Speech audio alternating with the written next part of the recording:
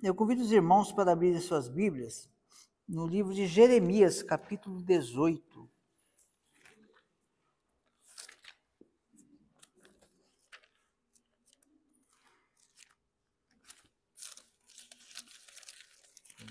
Jeremias, capítulo 18.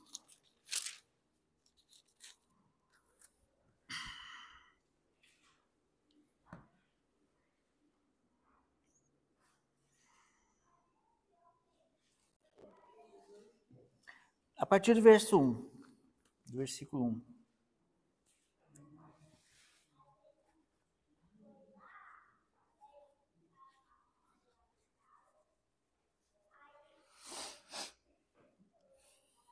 Amém?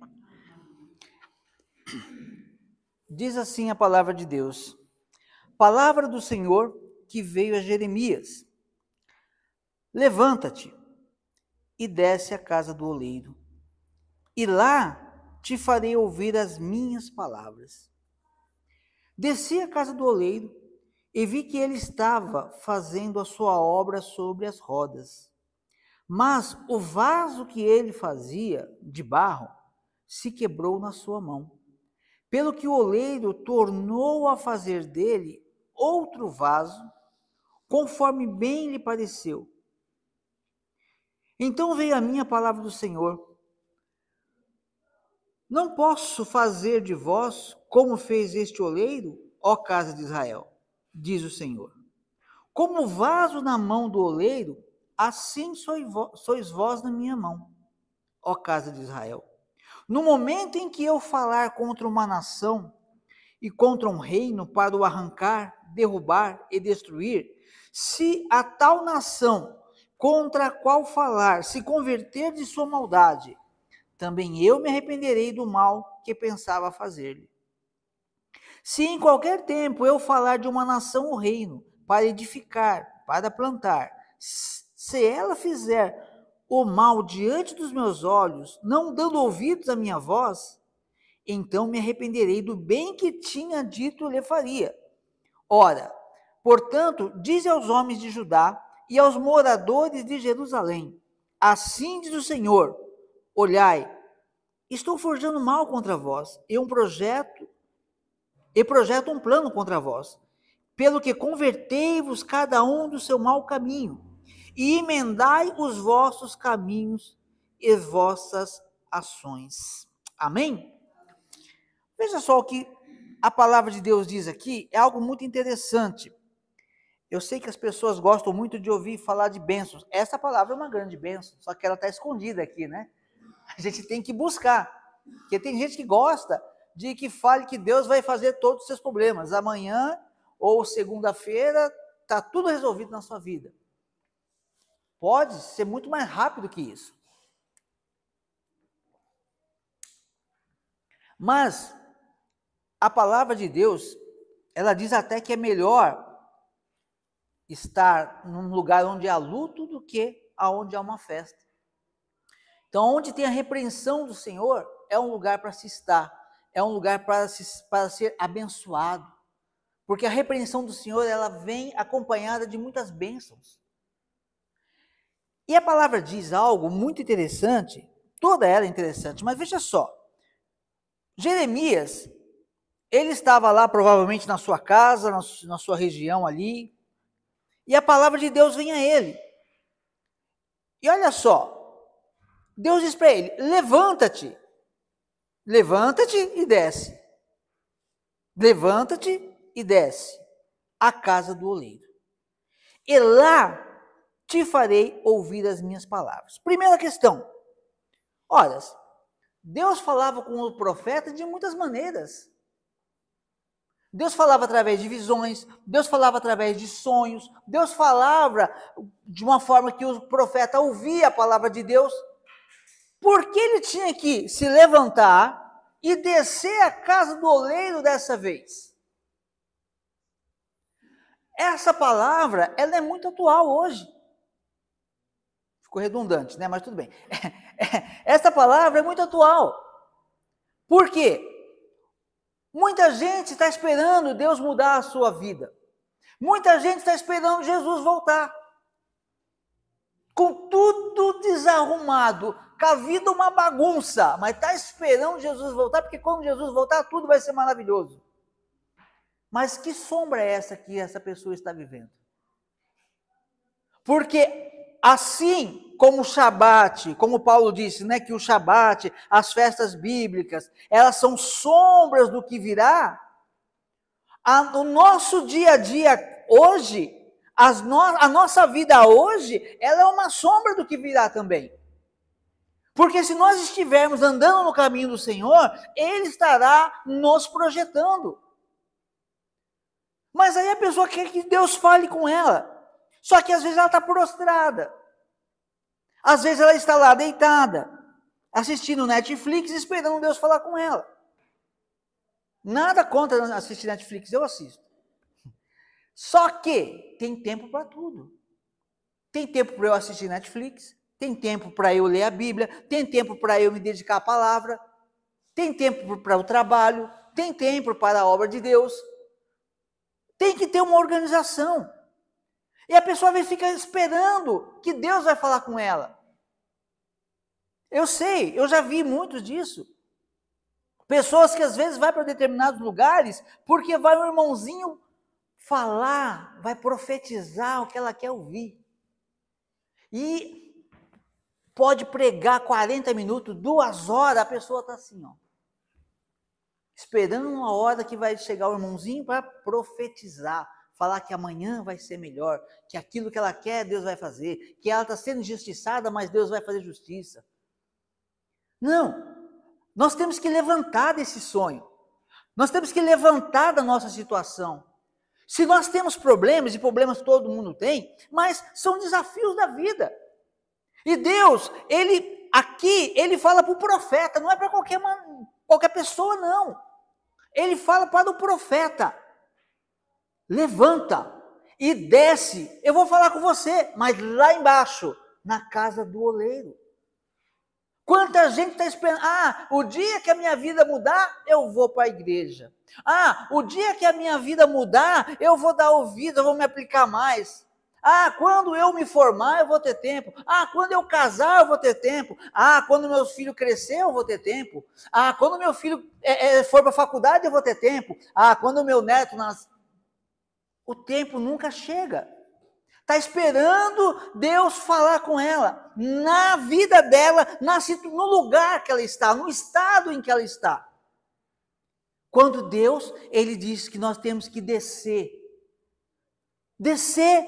da nossa posição, descer da estrutura que nós nos estabelecemos muitas vezes.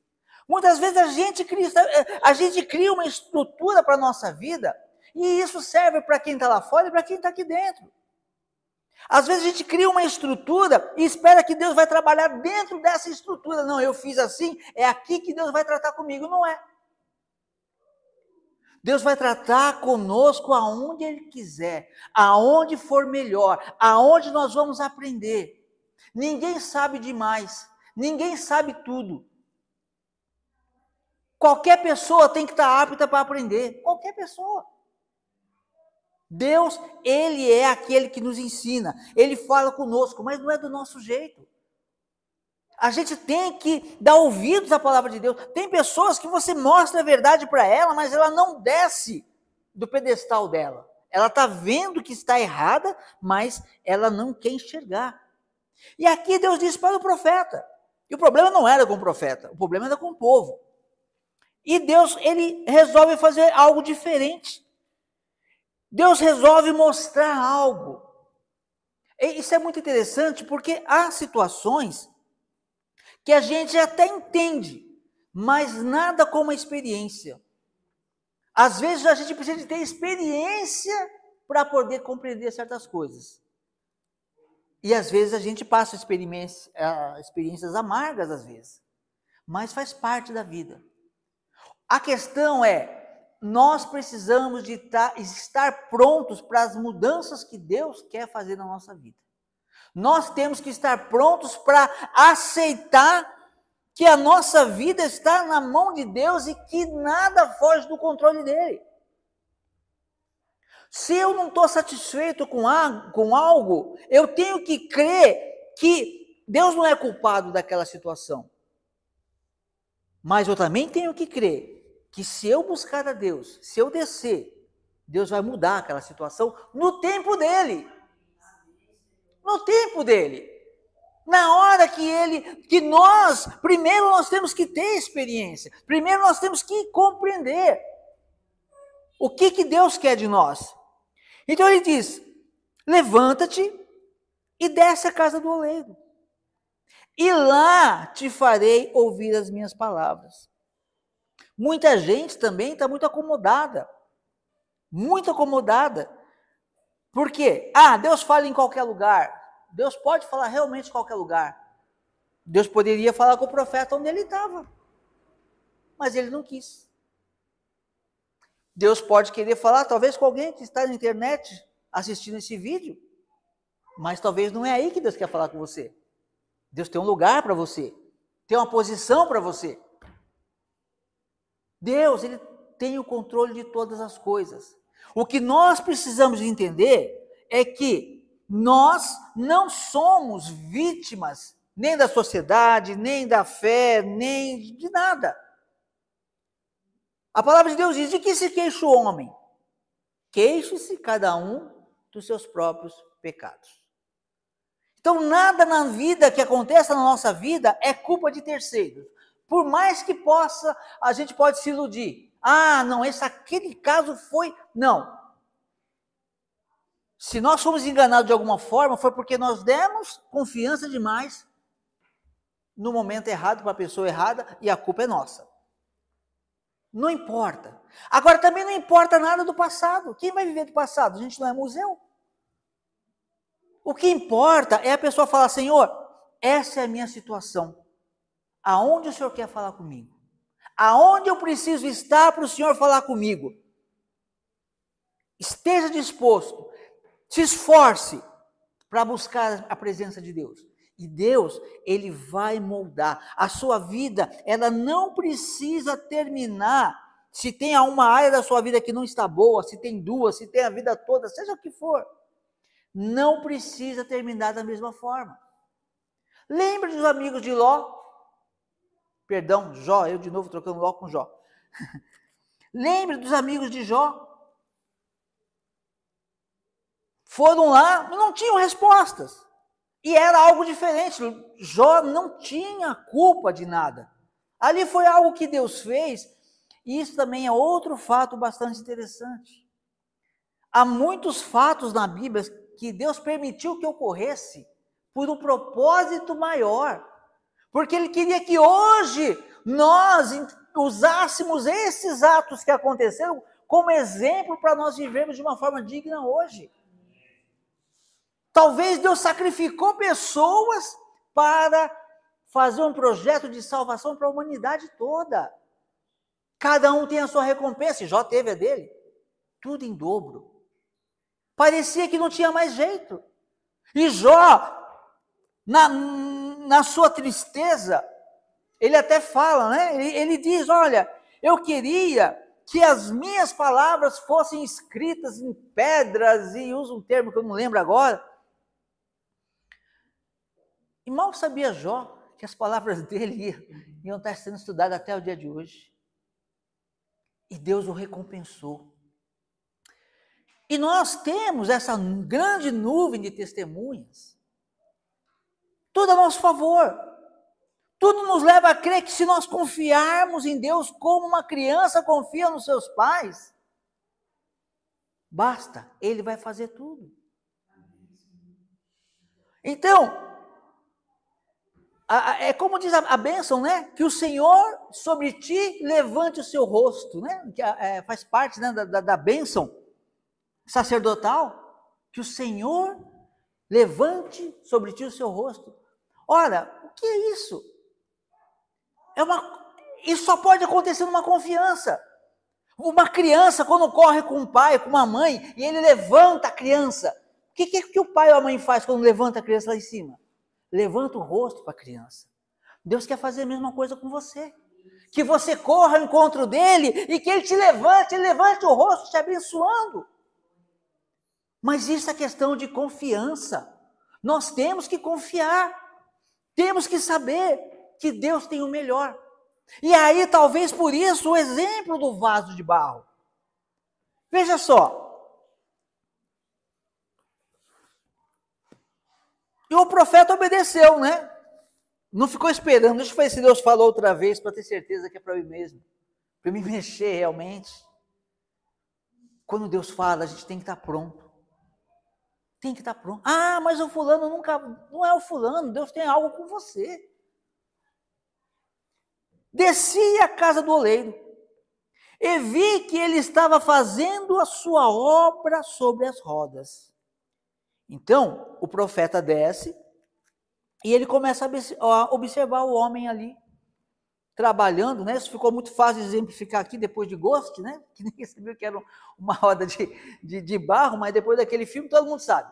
Ele estava sentado lá no barro, trabalhando, girando a roda, né? E trabalhando sobre o barro, e o profeta começa a observar. Era ali que Deus ia mostrar para ele. Era na prática. Era na construção, porque é muito fácil encontrar um vaso bonito, ir lá e comprar um vaso e trazer. É fácil. O vaso, ele não nasce bonito. Ele nasce de barro. Ele sai do barro. Assim como nós também somos criados do barro, mas o projeto de Deus é um corpo eterno. É esse o projeto de Deus. Então ele começa a trabalhar o barro. E o profeta vai ali observando. Desci à casa do oleiro e vi que ele estava fazendo a sua obra sobre as rodas. Mas o vaso que ele fazia de barro se quebrou na sua mão. Pelo que o oleiro tornou a fazer dele outro vaso. Parece tão rápido aqui, né? Quebrou, fez outro. Não, isso tem um processo. O oleiro estava lá trabalhando a massa e o profeta observando. De repente, desanda. Não sei se é a palavra certa, né? A massa, o vaso que está sendo formado, por algum momento, se desmancha na mão do oleiro.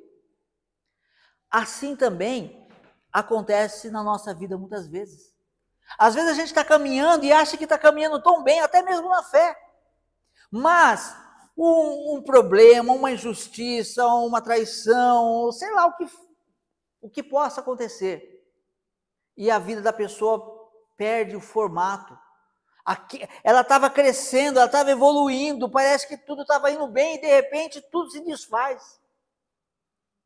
E é onde muitas pessoas falam, não, para mim não tem mais jeito. Ou começa, né, a ter pena de si mesmo. Cai numa depressão que ela não é pega pela depressão, ela se entrega à depressão. Eu vou ficar triste até Deus ver que eu estou triste. No íntimo, muitas vezes é isso. Porque às vezes a pessoa, ela quer chamar a atenção de alguém, ela fica emburrada, fica, enfim, cada um tem uma forma. E às vezes a pessoa pensa que vai fazer isso com Deus. Por que o vaso se desfez? Por causa do barro. Essa é a questão. Porque Deus, ele disse que nessa profecia, ele está dizendo que ele é o oleiro. Ele é o artesão que vai fazer aquele vaso de acordo com a sua necessidade. Uma casa tem muitos tipos de vasos. A própria Bíblia diz, há vasos de honra e há vasos de desonra. Olha, Deus não nos chamou para ser vasos de desonra. Mas por que então que às vezes demora tanto? Por que então as coisas parecem que não acontecem? Às vezes é por causa da nossa natureza, do nosso barro. A origem do nosso barro. Às vezes Deus está nos formando, Ele tem um projeto que só está na mente de Deus. Deus tem um projeto para mim, Deus tem um projeto para você. E na mente dele, Ele está provando, Ele está fazendo, Ele está provendo, Ele está criando aquele vaso. Mas a gente fala, não, eu não queria ser desse jeito, eu queria ser do outro jeito. E assim como o vaso pode resistir na mão do oleiro, muitas das vezes a gente resiste. Às vezes o oleiro ele tem que apertar a massa e um apertãozinho que a pessoa recebe, ela já acha ruim. Ah, se Deus existe, por que eu senti isso? Ah, se Deus existe, por que isso aconteceu? Mas ela está na mão do oleiro. Nós estamos na mão do oleiro. Nós precisamos de confiar em Deus, confiar que Ele sabe o que está fazendo. Às vezes a gente precisa de tomar certas ações na nossa vida para consertar certas coisas da nossa vida, erros nossos mesmos. E a gente tem que encarar uma situação, encarar uma realidade e trabalhar aquilo. Mas a gente, muitas das vezes, não confia. Não, se eu fizer isso, vai ter consequência assim. Ora, na hora de nós entrarmos no problema, a gente não pensa na consequência. E na hora de sair, vamos pensar? Não. Se a forma de sair da situação é de acordo com a palavra de Deus, vamos confiar. Deus, Ele vai fazer o milagre. Ele vai moldar, Ele vai te fazer de acordo com o plano que Ele tinha. Quer ver um exemplo que nós podemos ver até de um grande exemplo, inclusive? Ora, o caso de Abraão. Abraão, Deus tinha um projeto para ele. Qual era o projeto de Abraão, que Deus tinha para Abraão? Um deles, né? Ora, Deus disse para Abraão, ele chamava até então Abraão, que quer dizer pai de uma nação. Então Deus disse para Abraão, Abraão, eu vou fazer de você uma grande nação. Essa é a promessa de Deus. Fazer de Abraão um vaso, vamos pensar em Abraão como um vaso, um projeto de Deus. Então Deus vai fazer um vaso, Abraão, que vai ser o pai de uma nação. O que acontece durante o processo? Abraão tinha um nome, pai de nação, mas a sua esposa era estéril e ele não tinha filhos. Os anos vão passando, Abraão passa dos 90 anos. Deus está trabalhando. Deus está trabalhando o barro. Deus está moldando. Deus fez uma promessa, Ele vai cumprir. O oleiro está trabalhando no vaso. Só que, com o passar do tempo, a Bíblia diz que Abraão deu ouvidos a Sara. A Sara falou, faz um filho com Agar, vai ser o meu filho. E Abraão, então, ele dá ouvido. Quando ele dá ouvido, o vaso desanda, desmancha o vaso. Deus ficou 13 anos sem falar com Abraão depois disso. Deus desistiu de Abraão? Não. Muitas coisas aconteceram, que a Bíblia, algumas mostra, outras a Bíblia não mostra. Muita coisa aconteceu, mas Deus não desistiu daquele barro. Então chega um dia que Deus... Só que tem um problema. Olha só, a gente causa problema às vezes. Muitas das coisas muitos dos projetos de Deus na nossa vida, muitas vezes não acontece por causa que nós complicamos. Deus tinha uma promessa, vou fazer de Abraão esse vaso, um vaso que vai ser pai de uma nação. Vai ser filho de Sara, Sarai até então, né? De Sara, né? Eu confundo o tempo aí. Vai ser filho de Sara, vai ser um vaso de honra, mais de 90 anos vai ser pai. E aí Abraão dá ouvido para Sara, é como a gente força, Deus está trabalhando com a gente força, teima em querer ser diferente, e Abraão aceita o conselho de Sara e o vaso desanda. Agora Deus vai fazer, mas o que Deus faz com esse barro? Ele vai ser pai de uma nação, mas ele já é pai de Ismael. E Ismael vai se tornar uma grande nação. E agora? Mas não era o plano de Deus. Era plano de Deus fazer Abraão pai de uma grande nação, mas o milagre não estava em Agar, o milagre estava em Sara. Como fazer? Aí Deus trabalha durante 13 anos.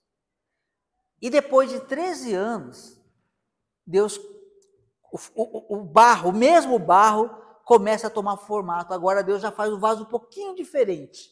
Agora ele vai ser pai de nações. E muda o nome dele para Abraão, que quer dizer pai de muitas nações. Então olha só, Deus tinha um plano. Apesar de Abraão dar ouvidos a Sara, atrapalhar o plano de Deus, Deus não desiste dele. Só que muita coisa acontece nesse período, até que Deus faz essa grande obra. E às vezes acontece a mesma coisa na nossa vida. Deus tem promessa de bênção. A vontade de Deus é que você seja próspero, abençoado, que tenha saúde, que tenha uma boa família, que tenha os seus sonhos realizados. Tudo isso com a salvação. Esse é o plano de Deus.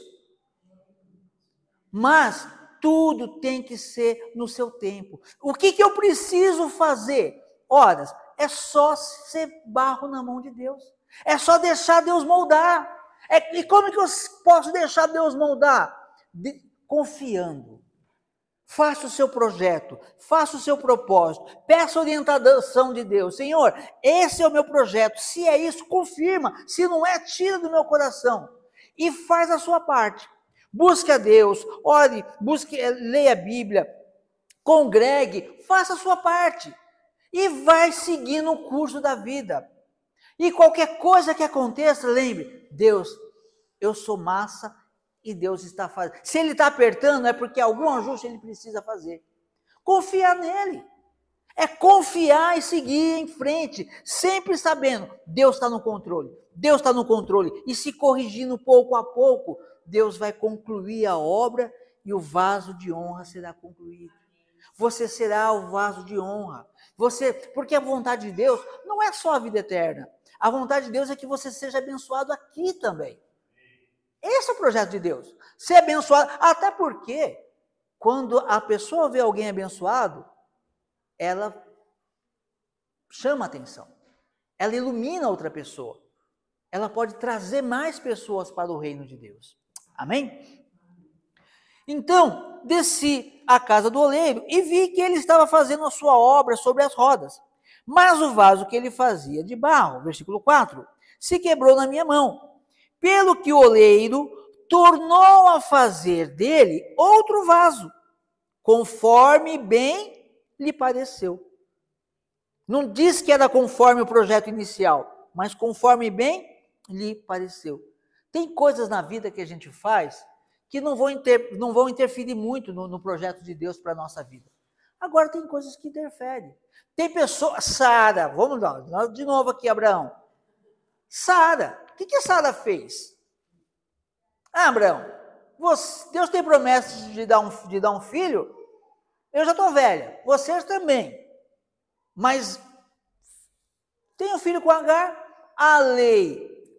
Que lei? A lei oral, a lei de Hammurabi. Já tinha a lei de Hammurabi, não era de Deus, mas era uma lei que falava, só escravo podia ter filhos, e se o pai que fizesse, o homem que fizesse o filho na escrava, se ele reconhecesse o filho publicamente, diante de todas as pessoas da comunidade, aquele filho tinha direitos iguais, de filho natural. Era uma lei de Hammurabi, era uma lei social, vamos dizer assim. Mas também tinha, sim, a lei oral que ia dar na mesma vertente. Então, ela não fez nada errado, Abraão não fez nada errado. O erro foi só ele ter dado ouvido, isso foi errado, ele ter dado ouvido para Sara. Mas o que Sara faz? Ela tem uma ideia, ela quer resolver com as ferramentas que ela acha que tem no seu alcance. E ela toma essa atitude. Aí o que acontece? Nasce Ismael. E o que acontece depois?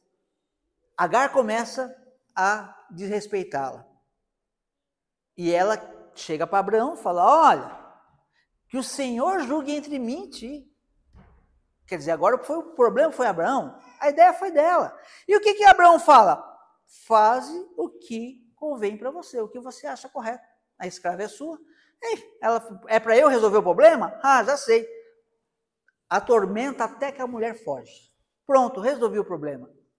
Não, Deus manda o anjo lá encontrar com ela no deserto e fala, de onde você vem? Estou fugindo da minha senhora. Volta e te humilha diante dela. O problema volta para Sara. Ela criou aquele problema. Criou um problema e esse problema que ela criou também gerou um filho. Vai abandonar o filho? Não, agora você vai cuidar. Agora, a promessa de Abraão, Deus faz o quê? Ele faz um outro vaso como lhe aprouve. Não dá. Aquele primeiro plano, Abraão acabou desperdiçando. Deus faz um segundo plano maior ainda. Olha que maravilha. Sabe o que isso quer dizer?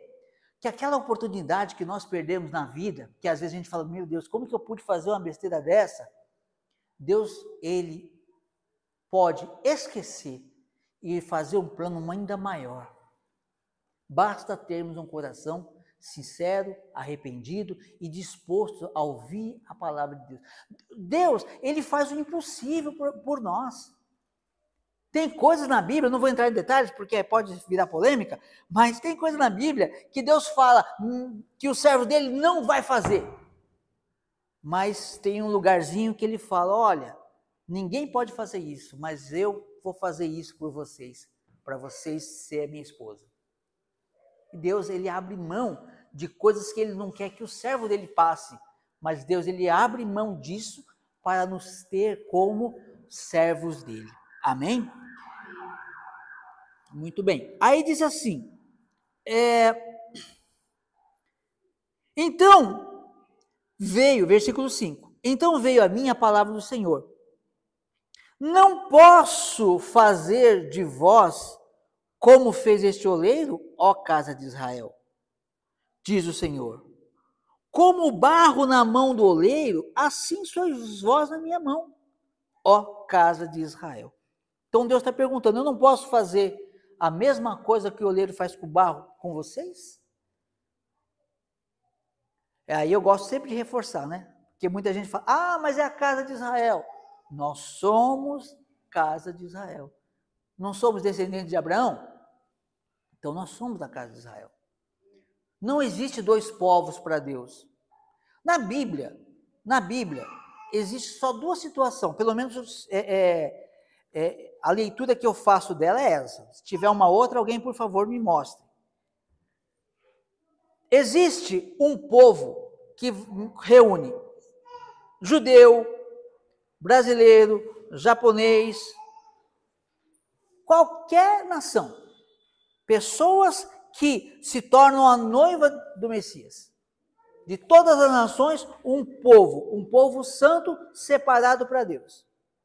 Essa é uma mulher, no modo profético, é uma mulher, uma noiva. E existe um outro povo que não cumpre nada disso. Esses se misturam todos, se tornando uma mulher também. Só que é uma mulher que está lá em Apocalipse, que é uma falsa noiva. Na melhor, eu estou clareando as palavras bastante. Mas para Deus não tem dois povos. Existe um povo só que vai ser salvo. É o povo de Israel. E esse povo de Israel não é judeu. É judeu, é brasileiro, é todos aqueles que são descendentes de Abraão, Isaac e Jacó, que teve o nome mudado para Israel. Então, se nós, como diz Paulo, vocês estavam longe, sem promessa, sem aliança, sem Deus no mundo, mas agora foram aproximados à casa de Israel. Então, nós, como povo de Deus, somos povo de Israel. Toda vez que a Bíblia fala de povo de Israel, toda vez não, exceto alguns detalhes lá do passado. Mas, profeticamente, quando fala de povo de Israel, é o povo que vai ser salvo. É o povo que vai ser santo. Que é santo que vai ser salvo. A gente tem que fazer parte desse povo. A pessoa vem e fala, eu não gosto de judeu. Que coisa, você não gosta nem de Jesus, né? Porque Jesus é judeu. Não é obrigado a gostar? Não. Mas aí, Deus então lhe fala, eu não posso fazer a mesma coisa que o oleiro fez com o barro com vocês? E é isso que Deus está fazendo. Ele não desiste de nós. Ele não desiste de nós. Agora, tem uma questão também. Ele também não vai obrigar. Né? Ele não desiste, porém, aqui a gente vai ver no texto que a pessoa pode resistir e ela pode perder essa oportunidade. Como diz aqui, olha. Aí ele diz no versículo 7. No momento em que eu falar contra uma nação e contra um rei, e contra um reino, para o arrancar, derrubar e destruir, se a tal nação contra a qual falar se converter da sua maldade, também eu me arrependerei do mal que pensava em fazer-lhe.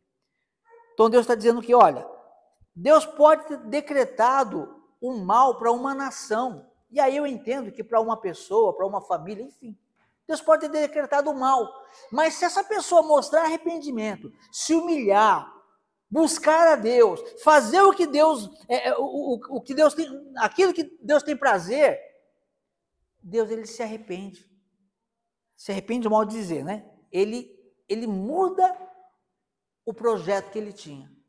Aquele que era para ser destruído, ele se torna abençoado por causa dos seus atos. Porém, não termina aqui. Ele também diz: e se tal nação contra a qual eu falar se converter a sua maldade, também eu me arrependerei do mal que pensava fazer-lhe. Se em qualquer tempo, olha só, se em qualquer tempo eu falar de uma nação ou reino para edificar e para plantar, se ela fizer o mal diante dos meus olhos, não dando ouvidos à minha voz, então me arrependerei do bem que tinha dito lhe faria. Ou seja, Deus está dizendo, da mesma forma, Deus tem promessa de bênção para muitas pessoas. Mas, se a pessoa, com a promessa de Deus, ela começa a falhar, ela começa a fazer aquilo que Deus não gosta, ela começa a afrontar a Deus, ela começa a seguir a idolatria, seguir a rebeldia, Deus muda também. Esse é um grande problema. Nós somos barro na mão do oleiro. Lembrando-nos de Abraão. Abraão, ele se tornou rebelde? Não, ele errou. Eu penso que ele errou, também não sou juiz. Mas eu penso que ele errou quando ele ouviu Sara. Mas ele não ficou contra Deus. Esses 13 anos que Deus não falou com Abraão, nós não vemos Abraão não cometendo nenhuma idolatria.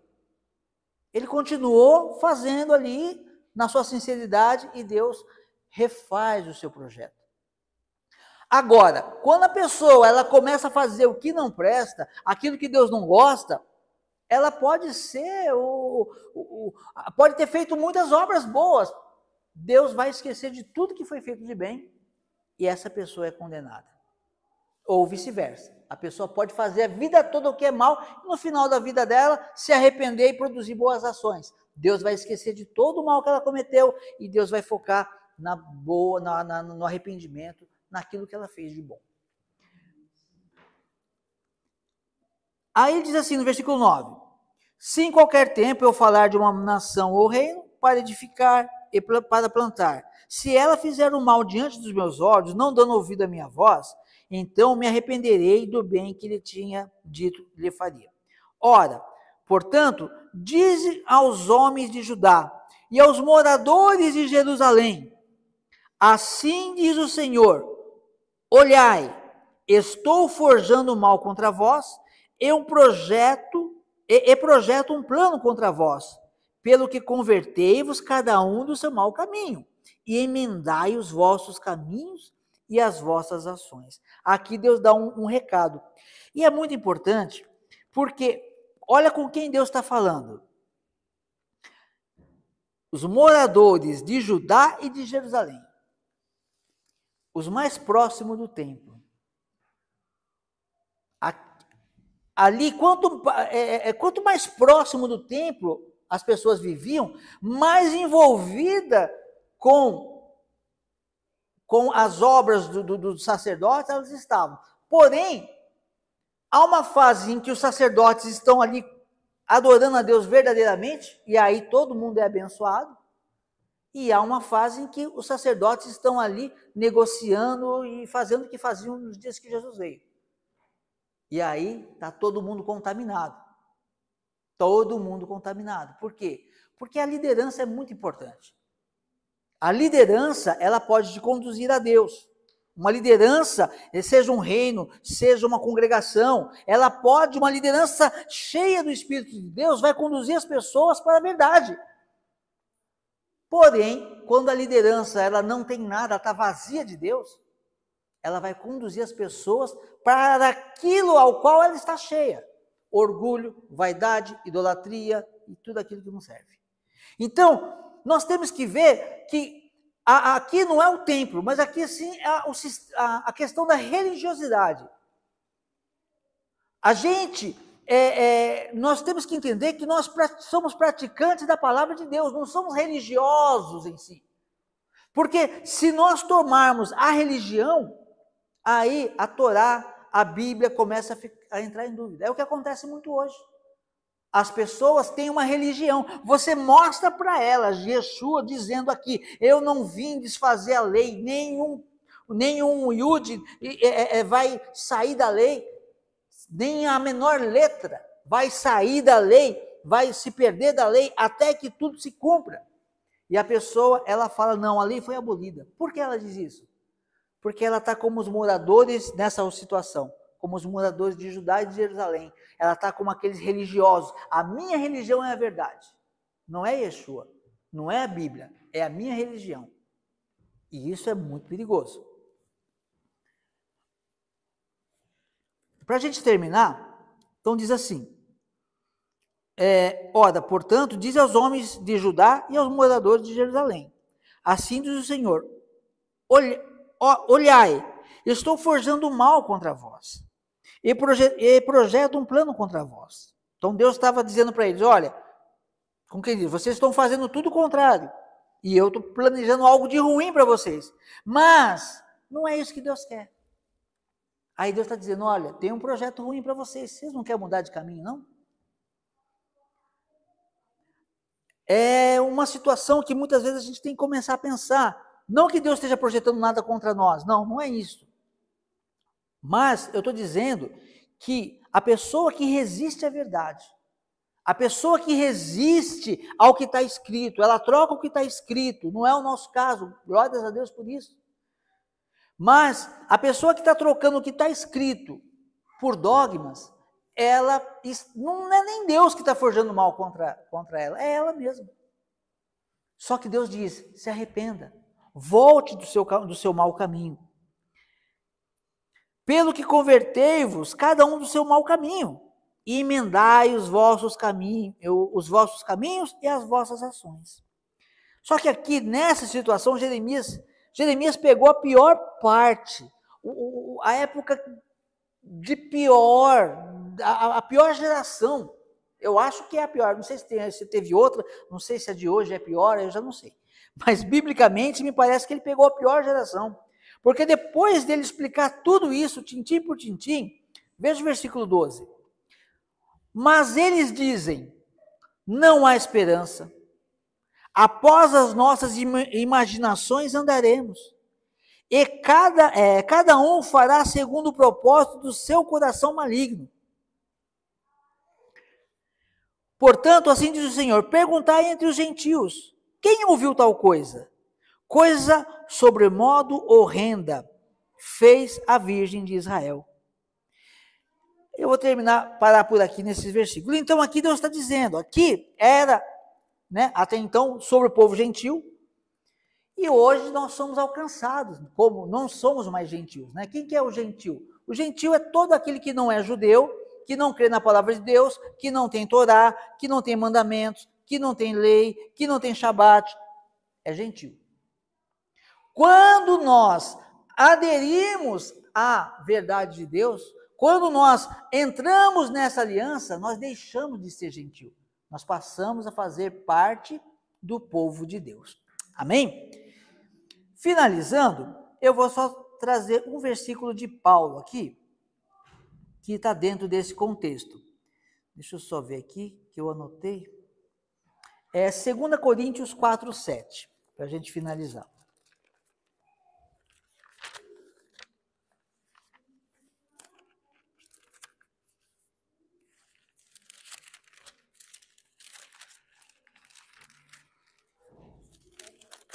Quatro, 7. 2 Coríntios 4:7. Veja só. Temos, porém, este tesouro em vasos de barro, para que a excelência do poder seja de Deus e não de nós. Em tudo somos atribulados, mas não angustiados, perplexos, mas não desanimados, perseguidos, mas não desamparados, abatidos, mas não destruídos, levando sempre por toda parte o morrer do Senhor Jesus no nosso corpo, para que a vida de Jesus se manifeste também em nossos corpos.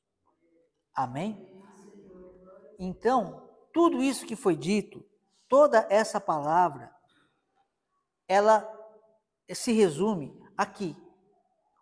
É muito interessante porque a gente lembra de Qumran, quando foi encontrado os escritos lá nas cavernas lá em Qumran, no Mar Morto. Por que estavam preservados, e tão bem preservados, vários pergaminhos e vários rolos ali de profetas, enfim? Porque estavam dentro de vasos de barro. Aguentou ali 2000 anos, mais de 2000 anos, né? Não, mais ou menos 2000 anos. E aí o que acontece? Um dia um oleiro fez um vaso para guardar pergaminhos. Parecia uma coisa tão banal, para guardar qualquer coisa que fosse, não sei se foi especificamente para isso, mas eles guardaram um grande tesouro. Assim, nós, como vaso de barro, também temos dentro de nós algo muito precioso que Deus guarda, a Torá dele. A Torá dele está dentro de nós, mas a gente é de barro, se bater uma pedra quebra. Mas Deus, Ele nos preparou e é Ele que guarda nossas vidas. Então, por causa disso, muitas das vezes, a vida faz com que a gente fique desanimado, mas não desamparado. Deixa eu pegar aqui, senão eu vou errar. Olha só. 4:7, né? Em tudo, às vezes nós somos atribulados, mas a tribulação não nos angustia. Por quê? Porque nós sabemos que Deus está cuidando de nós. Nós temos confiança, nós sabemos, não, meu pai está cuidando, ele vai. Sabe a criança que está esperando o pai na escola e às vezes atrasa um pouco por algum motivo, e a criança fica lá? Ah, não, meu pai não vai deixar eu aqui, ele vai vir buscar. Ele vai, ele é pai. Quando que eu posso ficar angustiado? Quando não tenho mais certeza, ou tenho a certeza, fui abandonado. Não. Se você sabe que você tem esse tesouro dentro de você, não fique angustiado. A tribulação vem, mas você sabe, eu estou com Deus, vai passar. Em tudo somos atribulados, mas não angustiados. Às vezes a gente fica perplexo com algumas coisas, né? Acontece coisas que deixam a gente perplexo, mas não desanimados ao ponto de abandonar a palavra de Deus, ao ponto de duvidar da palavra de Deus. Às vezes, e muitas vezes, somos perseguidos, porém, não somos desamparados. Deus não nos desampara. Às vezes, ficamos abatidos. Né? Por que a pessoa não posso ficar? Pô, às vezes acontece. Mas esse abatimento não pode se tornar uma arma de destruição contra nós. Somos abatidos, mas destruídos não.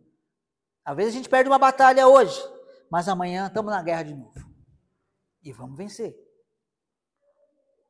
Levando sempre, por toda parte, o morrer do Senhor Jesus Cristo no nosso corpo, para que a vida de Jesus se manifeste também em nossos corpos. Amém? Cristo, que é o Filho de Deus, ele sofreu. Por que a gente não pode, às vezes, de vez em quando, passar por alguma situação ruim? Não passamos nem perto do que ele passou. Mas uma coisa a gente tem que ter em mente. Eu sou um vaso de barro, mas eu tenho algo precioso dentro de mim. E tudo pertence a Deus. De quem é a Torá? É do Senhor. Sendo a Torá do Senhor, e você, nós, um vaso que contém essa Torá, tenha certeza, não vai ser abandonado. 2000 anos? 2000 anos ficaram vasos guardando. E sabe o que serve essa muita? Teve muita gente muito ateu e outras vertentes aí, que ficaram muito decepcionados. Porque tinha muitas pessoas que diziam que a Torá não foi escrita. Uma das principais refutações que faziam, no mundo acadêmico, a Torá não foi escrita por Moisés, ela foi inventada e escrita depois que saíram lá do exílio. Tinham todas essas histórias. Aí falavam que foi inventado. Aí lá em Qumran encontram pergaminhos contando a história exatamente como estava, com as fontes de escritas exatamente como era 3.500 anos atrás. Aquele tesouro que estava lá em Qumran, que foi encontrado, que é um tesouro de... eu estou lembrando, só que eu estou lembrando, é interessante. Quando encontraram em Qumran esses escritos, ninguém sabia o que era. As crianças procurando as ovelhas lá, os pastores, e jogaram uma pedra dentro de uma caverna, ao longe, para ver se ouvia o balido da ovelha, para encontrar a ovelha perdida. E aí ele escutou que o vaso se quebrando. Aí eles desceram e encontraram lá vários vasos. Aí avisaram para os pais, veio aquele monte de gente, que nenhum arqueólogo, nenhuma autoridade, só o povão mesmo, chegou lá e acharam que tinha algum tesouro lá dentro. Quando foi ver um monte de papiro escrito lá, não deram muito valor. Pegaram uns rolos e foi lá, um era sapateiro. Falou, esse negócio de couro aqui eu posso fazer remendo de sapato. Então teve um camarada que pegou rolos para aproveitar o couro para fazer remendo de sapato. Ele não sabia o que estava fazendo. O outro pegou para não sei o quê. Até que chegou as autoridades. Quando chegaram as autoridades, eles conseguiram recuperar alguma coisa. Muita coisa, né? Mas também muita coisa foi perdida. Mas o que eu quero dizer com isso? Havia um projeto de Deus. Isso é uma prova, e isso é talvez o que vai ser de testemunho para muita gente que refuta a Bíblia. Foi provado para eles que a palavra de Deus, ela foi escrita há 3.500 anos e está perfeitamente sem uma vírgula fora do lugar, que não tinha vírgula também, mas sem uma palavra fora do lugar. Foi exatamente como está escrito. Essa Bíblia aqui, você pega a sua Bíblia, a minha Bíblia, a Bíblia do pastor, e ela vai estar a mesma coisa que foi traduzido do original. Então, é uma prova. Aqueles vasos guardaram um grande tesouro, que hoje é um testemunho. E dentro de você tem uma Torá. Você é um vaso que guarda um testemunho precioso. E o seu dono é zeloso. Amém? Ele cuida da sua vida e da nossa vida. Eu agradeço a oportunidade em nome de Yeshua HaMashiach.